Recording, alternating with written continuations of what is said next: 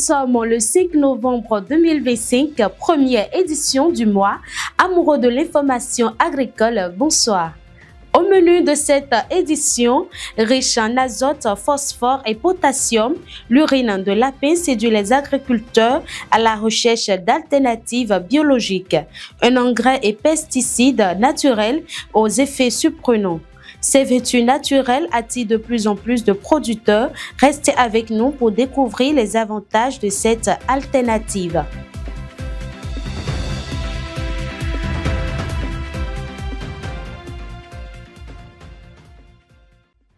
La peste des petits ruminants, un fléau silencieux qui appauvrit les éleveurs et réduit la production nationale. Nous vous expliquons dans ce journal les causes, les conséquences et les actions engagées pour y faire face.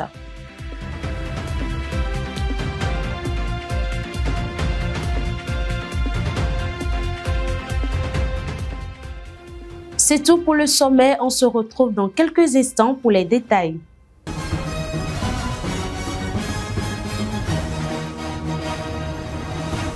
Quel temps fera-t-il demain à Boycon et à Vantais? Commençons d'abord par Boycon. Demain matin, la ville se réveillera sous un ciel nuageux avec 26 degrés Celsius.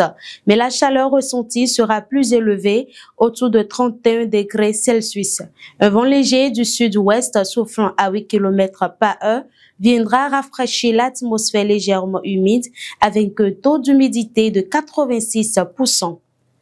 Dans l'après-midi, attendez-vous à des averses. La température oscillera entre 30 et 35 degrés Celsius, avec un vent soufflant du sud à 9 km par heure en moyenne. En soirée, le ciel restera nuageux. La température redescendra à 26 degrés Celsius avec une sensation de 30 degrés Celsius. Le vent soufflera du sud-sud-est à 7 km par heure. Passons à Vantais. Demain, un ciel limpide, lumineux envolera la ville. Dans l'après-midi, le ciel sera clair et lumineux avec 32 degrés Celsius, mais une chaleur ressentie de 37 degrés Celsius. Le vent soufflera du sud à 8 km par heure. En soirée, des nuages parsèmeront le ciel, la température redescendant à 26 degrés Celsius avec une sensation thermique autour de 30 degrés Celsius. Après la météo, intéressons-nous aux dernières nouvelles. Depuis quelques jours, des informations circulent sur les réseaux sociaux faisant état d'un retour de la COVID-19 au Bénin.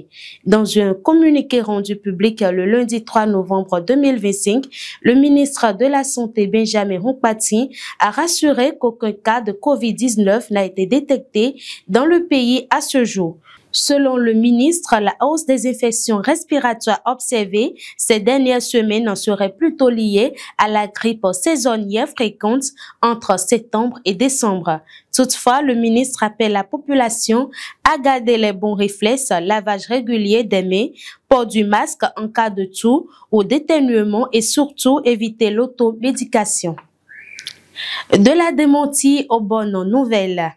Offre de soulagement pour les agriculteurs et éleveurs. 60 retenues d'eau à vocation agro-pastorale seront bientôt construites et 20 autres seront réhabilitées. Lors du Conseil des ministres de ce mercredi 5 novembre 2025, le gouvernement a lancé des études pour la construction ou la réhabilitation de 80 retenues d'eau dans différentes localités. Ces infrastructures permettront de sécuriser l'approvisionnement en eau pour l'agriculture, soutenir l'élevage et améliorer les conditions de vie des populations rurales. En agriculture, l'urine de lapin représente une ressource précieuse, durable et respectueuse de l'environnement, offrant une solution naturelle pour fertiliser les sols et protéger les cultures contre les ravageurs. En respectant les bonnes pratiques d'utilisation, les producteurs peuvent en tirer profit. Shekinat Adjaro, Innocent Agbouissi et Jean-Dac Torono. Dans la quête d'une agriculture plus respectueuse de l'environnement, de nombreux agriculteurs se tournent vers des alternatives naturelles. Parmi elles, l'utilisation de l'urine de lapin occupe une place de choix. Véritable engrais et pesticides biologiques, cette ressource naturelle est riche en azote, phosphore et potassium, des éléments essentiels à la croissance des plantes. L'urine de lapin renferme l'azote, phosphore et puis potassium. Donc celui qui utilise l'urine de lapin se fait beaucoup d'économies et n'a plus besoin d'utiliser les engrais chimiques. Donc, si vous constatez que votre feuille jaunisse, les feuilles des plants deviennent jaunes, ça veut dire que des fois il leur manque de l'azote. Quand il leur manque de l'azote, ça fait ça. Et là, quand vous allez donner l'urine de lapin, vous allez constater que la couleur verte va revenir. Ou bien pour lutter contre les ravageurs, les insectes, vous utilisez bien pour la tomate. Là, vous allez constater que les tomates sont d'abord des grosses tomates et ça donne la couleur rouge parce que ça permet aux tomates de synthétiser la quantité suffisante de lycopène qu'il faut. Donc les tomates sont rouges encore, rouges pures. Et les feuilles sont vertes. Maintenant, si c'est beaucoup, si vous utilisez en excès, vous allez constater que les feuilles seront vertes, mais vous aurez peu de fruits. Idéal pour les cultures de maïs, tomates, piments, gombo et plusieurs autres légumes maraîchers, l'urine de lapin favorise une croissance rapide et vigoureuse des plantes. Elle accélère la croissance des plantes et aide à protéger les cultures des nuisibles comme les pucerons et acariens. On peut utiliser ça pour toutes les cultures maraîchères. Toutes les cultures maraîchères, la tomate surtout qui en a besoin. Parce que ça donne l'azote qui est dedans, c'est riche en azote. Et l'azote qui est dedans donne la couleur verte aux plantes. Et ça donne la vigueur aux plants aussi. Pour l'utiliser, on l'utilise par quinzaine. Si vous pulvérisez les plantes, cette semaine, vous allez compter 15 jours. Et chaque 15 jours, vous allez l'utiliser. Et là, vous allez constater que ça permet à la plante d'avoir tout ce qu'il faut pour son développement, sa croissance. Pour en tirer le meilleur profit, il est indispensable de l'utiliser de manière appropriée, en respectant les dosages et en l'appliquant à des moments précis de la journée, notamment tôt le matin ou en fin d'après-midi. La plante n'importe comment, à n'importe quel moment de la journée, non. Parce que quand il fait chaud et vous l'utilisez l'urine là, les feuilles auront des problèmes, ça va brûler les feuilles. Ça brûle les feuilles et vous allez détruire vos plants facilement. Donc, pour faire ça, si tu as raté de faire ça le matin, attends d'abord la fin de la journée. On ne pulvérise pas les plants en plein soleil avec l'urine de lapin. Pareil pour l'urine de l'homme. Il ne faut pas utiliser l'urine concentrée aussi. L'urine concentrée, c'est que tu prends ça maintenant et tu utilises directement. Pour dire que non, tu veux que la quantité de l'azote là soit élevée, donc tu vas utiliser directement, tu vas brûler les feuilles. Et là, quelle que soit la période, tu brûles les feuilles. Il faut toujours diluer.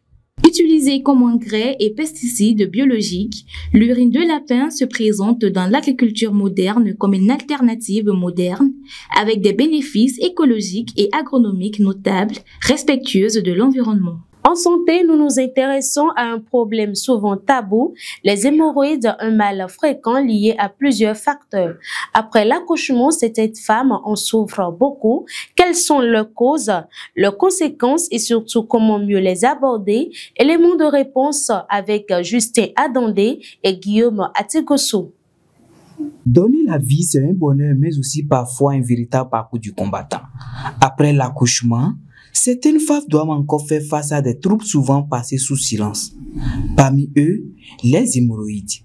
Ce phénomène s'explique par plusieurs facteurs. La survenue des hémorroïdes du postpartum chez les femmes enceintes, c'est la dilatation des veines au niveau du rectum et de l'anus. Et ce qui explique plus la survenue de ces hémorroïdes, c'est que pendant la grossesse, l'utérus prend du volume et ça fait une pression sur ces veines au niveau de l'anus et du rectum. Il y a la constipation chronique qui est fréquente chez la femme enceinte. Il y a le travail prolongé pendant le travail d'accouchement. Il y a les poussées aussi. Les poussées pendant le travail d'accouchement lors de la sortie du bébé qui causent la dilatation des veines et des veines pelviennes qui permettent l'hémorroïde du postpartum. Il y a aussi lors de l'accouchement, il y a certaines femmes qui veulent être accroupies. Si elles sont accroupies aussi, les poussées entraînent les hémorroïdes du postpartum aussi. S'il est difficile d'y échapper complètement, une bonne préparation avant et après la naissance peut aider à soulager les douleurs et à prévenir les complications. Oui, pour éviter ou soulager, comme je le disais aussi tantôt, boire beaucoup d'eau pendant la grossesse et faire beaucoup de marches. Souvent marcher pour pouvoir permettre une bonne circulation sanguine, pour permettre aux veines de laisser passer le sang facilement et tout. Et ne pas trop rester assise aussi. Les femmes enceintes souvent marcher et tout. Et manger beaucoup d'aliments riches en fibres, comme les pommes, les carottes, la banane, et les brocolis, les épinards, voilà, les aliments riches en fibres. Mais pour beaucoup de femmes, parler d'hémorroïdes reste un sujet délicat, parfois même honteux. Et pourtant, c'est une affection tout à fait normale qui mérite d'être abordée sans tabou. Si une femme qui est à la maison et qui a les symptômes, elle remarque ça en même temps qu'elle vient à l'hôpital pour ne pas que ça s'aggrave, pour qu'on trouve ensemble une solution. Aussi, ces gens de femmes, il faut être à l'écoute parce que l'hémorroïde, c'est pas une maladie en tant que telle, c'est normal, mais c'est gênant en fait, à cause des saignements et les douleurs, les démangeaisons. Donc, il faut être à l'écoute de ces femmes, mieux les conseiller et voilà, les suivre pendant la grossesse et aussi dans le postpartum pour que ça s'améliore. Le conseil que je peux donner à ces femmes, c'est d'être courageuse, d'être forte. C'est pas une honte. Et ça se traite. Ça se traite pas totalement, mais on peut calmer ça, les douleurs, les démangeaisons. Donc, dès qu'elles ont un signe, faut pas cacher ça, de venir à l'hôpital et on va gérer ça ensemble. Encourager les femmes après l'accouchement est essentiel tant pour leur bien-être que pour celui du nourrisson. Les hémorroïdes ne devraient plus être un sujet d'hygiène, mais bien une question de santé maternelle à traiter à temps pour éviter le pire. La Chambre de commerce et d'industrie du Bénin organise le mardi 11 novembre 2025 une séance de sensibilisation à l'intention des acteurs de la filière riz. La rencontre prévue dans la salle de conférence de la CCI Bénin vise à présenter les enjeux et avantages de l'opération d'identification des entreprises du secteur rizicole. Les chefs d'entreprise et opérateurs du secteur sont invités à y prendre part pour contribuer à la cohésion et au développement du riz local. L'élevage, pilier de l'économie rurale au Bénin, est aujourd'hui confronté à une menace grandissante, la peste des petits ruminants, une maladie qui fragilise des milliers d'éleveurs et met en péril la sécurité alimentaire nationale. Reportage.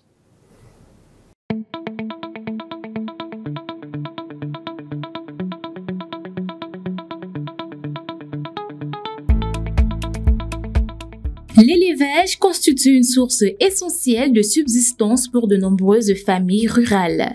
Il assure non seulement la sécurité alimentaire, mais aussi une importante source de revenus pour les ménages. Toutefois, la santé animale demeure un pilier central de ce secteur, car elle conditionne directement le bien-être des éleveurs et la durabilité de leurs activités. L'élevage, rappelons-le, constitue un pilier économique, social et culturel pour une large partie de nos populations. La santé animale est un pilier fondamental. Elle garantit la sauvegarde des moyens d'existence des ménages, la sécurité alimentaire et nutritionnelle et participe directement à la santé publique et à la stabilité sociale. Malgré son importance, l'élevage fait face à de multiples défis, parmi lesquels la peste des petits ruminants, PPR, occupe une place préoccupante. La pleine expression du potentiel du sous-secteur de l'élevage reste encore limitée par de nombreux défis. Parmi ces défis, je voudrais citer ici l'accès insuffisant à des services vétérinaires de qualité, surtout en milieu rural, la faible capacité technique des éleveurs et surtout la menace constante des maladies animales. Parmi ces maladies, la peste des petits ruminants reste l'une des plus redoutables. La peste des petits ruminants est une maladie virale très contagieuse qui touche essentiellement les petits ruminants. Ça veut dire les ovins, les caprins domestiques et sauvages, et dans une moindre mesure, d'autres espèces telles que les camélins par exemple. Et c'est une maladie, quand elle intervient, elle peut entraîner de 60 à 90% de mortalité chez les petits ruminants.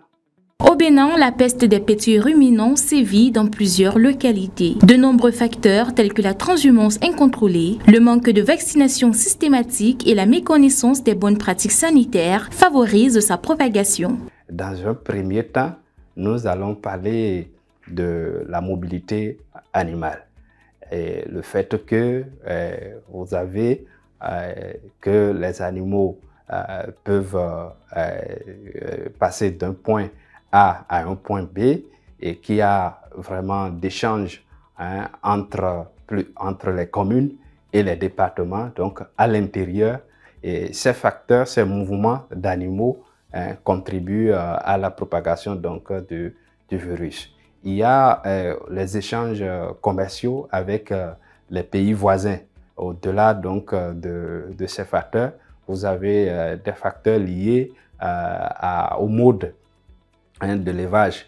Nous avons un élevage beaucoup plus de type familier où les conditions de biosécurité ne sont pas aussi réunies et donc l'ensemble de ces facteurs peuvent contribuer à la propagation donc, de virus.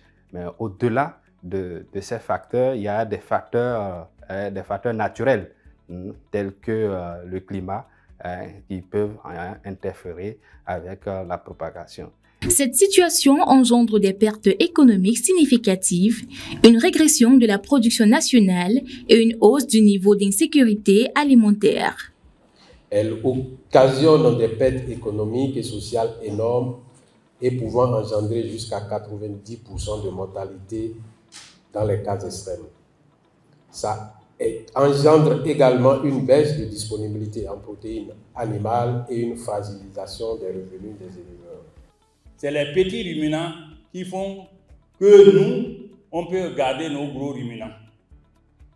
Parce que si vous n'avez pas de petits ruminants, vous êtes obligé de vendre les gros ruminants et vous devenez pauvre. Face à cette situation, les autorités béninoises, avec l'appui de leurs partenaires techniques et financiers, ont élaboré plusieurs stratégies nationales pour lutter contre cette maladie. Statistiquement, on ne peut pas dire que nous avons déjà une grande adhésion, une grande mobilisation autour donc, de la vaccination des petits ruminants aujourd'hui. Ce qui est sûr, c'est que ces différentes stratégies qui sont élaborées, ainsi que tout ce qui accompagne comme outils, sont de plus en plus vulgarisés pour permettre donc, aux acteurs de pouvoir s'imprégner et prendre part activement eux-mêmes dans la lutte contre la peste des petits ruminants. Toutefois, la vaccination demeure aujourd'hui la première arme pour limiter la propagation du virus et protéger les cheptels. Le premier moyen pour pouvoir protéger son cheptel est la vaccination. C'est l'arme absolue qui permet à ce que les animaux soient en bonne santé. Et maintenant, après la vaccination, il y a les moyens de protection tels que la biosécurité dont je faisais allusion tout à l'heure, notamment des dispositions pour éviter que le virus puisse rentrer dans l'exploitation, d'accord, ou bien même des dispositions pour éviter que le virus puisse sortir de l'exploitation pour contaminer d'autres. Pour espérer une éradication durable, il est indispensable de renforcer le dialogue inclusif entre les acteurs du secteur, de favoriser le partage d'expériences et de promouvoir la sensibilisation communautaire.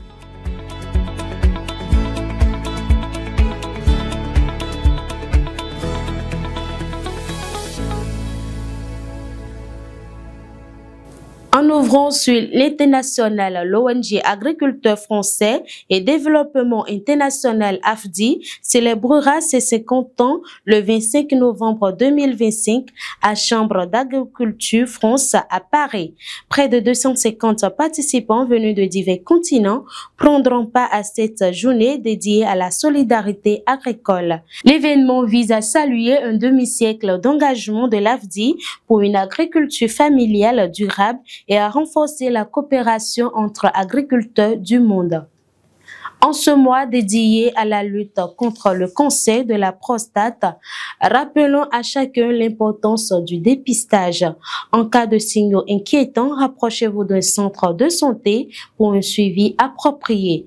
Le cancer de la prostate ne prévient pas, parlez-en et prenez soin de vous. C'est tout pour cette édition du 5 novembre 2025. Merci de votre attention et à très bientôt pour notre prochaine rencontre.